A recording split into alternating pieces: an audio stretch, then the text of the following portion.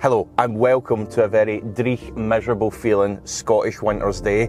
No buyer's guide being filmed this morning. That's usually what we'd be getting up to on a Sunday morning, but we've got the opportunity to film something a little bit different. Now, I'm not too sure what I've called this video because it's a bit of a two-parter.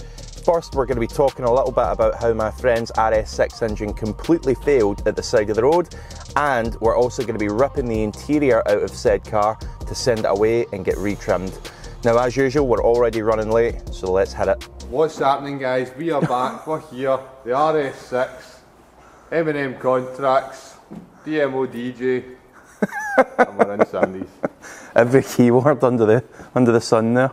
I hope no one's watching this video to try and learn how to take their interior out, and it finds us watching a video of trying to. Face is very serious. Look at the jack and everything in there, look. Look at the hoover lines in the carpet. I know, it's very wanky, isn't it? So that's what it's going like then? Yeah, that's what it's doing, yeah. Stunning. RS6 in the headrest as well, as you were saying? Yeah. I think that's enough RS6 stuff though. Yeah. Four logos, because they did have it in the back. That's the back of the seat. Ah, stunning. I've told them not to do the RS6 bit. Right, so you're not getting the RS6 in the back of the seats? Not doing RS6 in the back. Simple reason is it was costing quite a bit of money just for that. Right, fair enough. That was another thing they gave me. Was that like a red back? They were going to do the carbon Alcantara. I went, no, I just keep that carbon. Yep. So the EV bits need to come up as well, actually, down there. So. Was that a red one? So you the option go red? Option, I went, nah. Overkill. Overkill, yeah. I like what you're going for. What? Okay. He wants to see the pictures. It is stunning. It's neon green he's going. Unusual. Wow. It's can you get it back on? That'll be the question. I know, man. I can't follow it with Grant for the next 6 weeks. Definitely not. He's taking a few circlips as insurance. Just took a few wee carbon panels.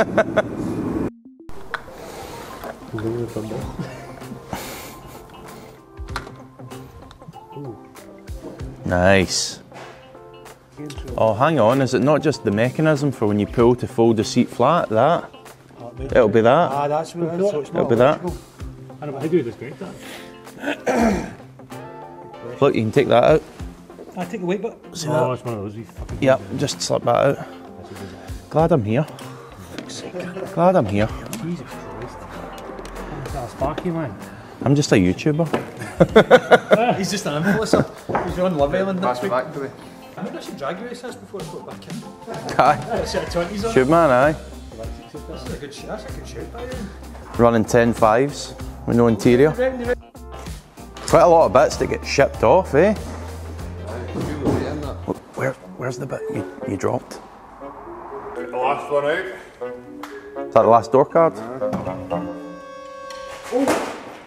Oh shit. I love that.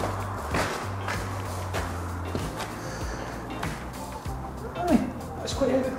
Lifts it like a pencil. Fraz's knees were buckling.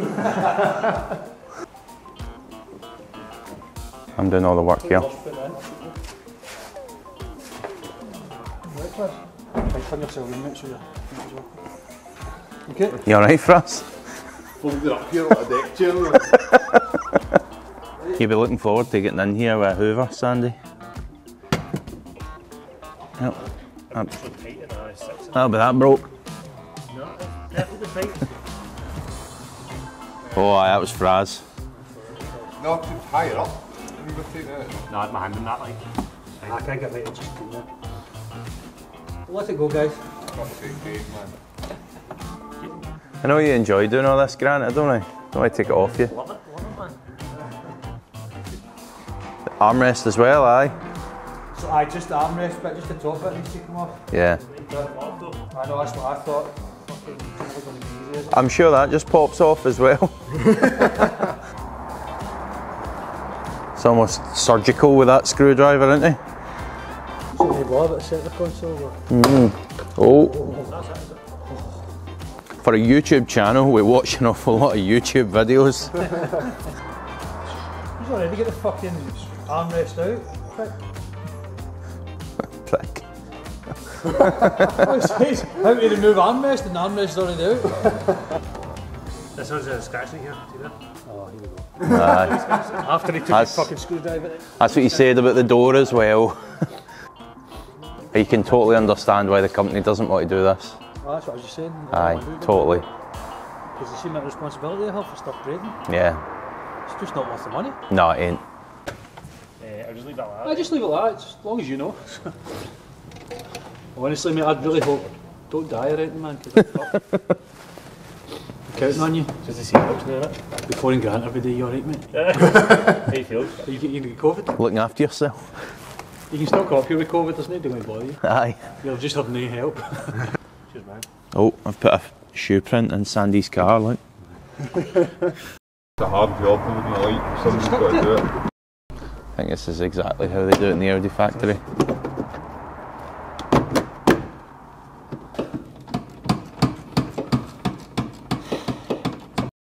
By the Grant passed the last night. I fucking didn't say that. Oh no!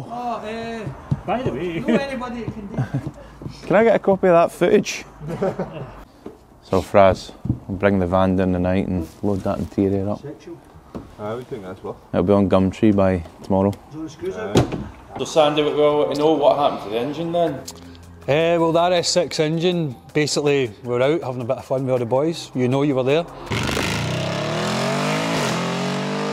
Pulled in, had a chat, then next thing I knew I was doing 20 miles an hour down the road and it stopped.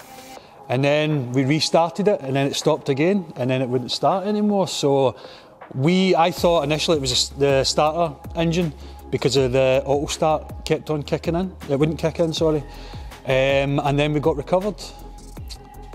And where did it go? It was DH Automotive, wasn't it? DH Performance, Dave Hendler, DH Performance. We took it there initially.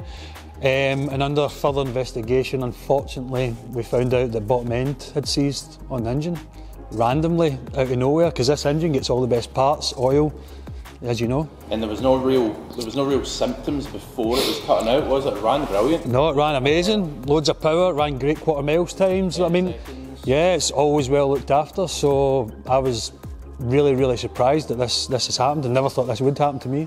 Yep. You know? And then I guess the big question everyone will want to know, how much were you looking at all into the new engine, fitting?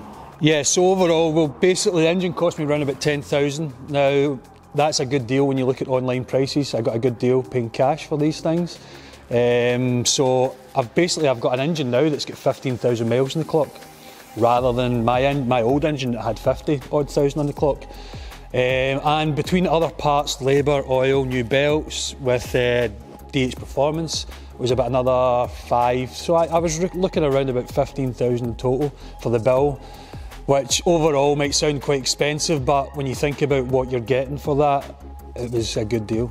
Yeah, and the car's 100% now sweet. The car's absolutely amazing. It runs better than ever, strong as before. We've had it at the quarter mile, does the same times, if not even better, so more than happy with it. And I guess the last little bit to add in, the old engine is for sale. Old engine is for sale, it sits over there, it's for sale. Spares and repairs, make me an offer.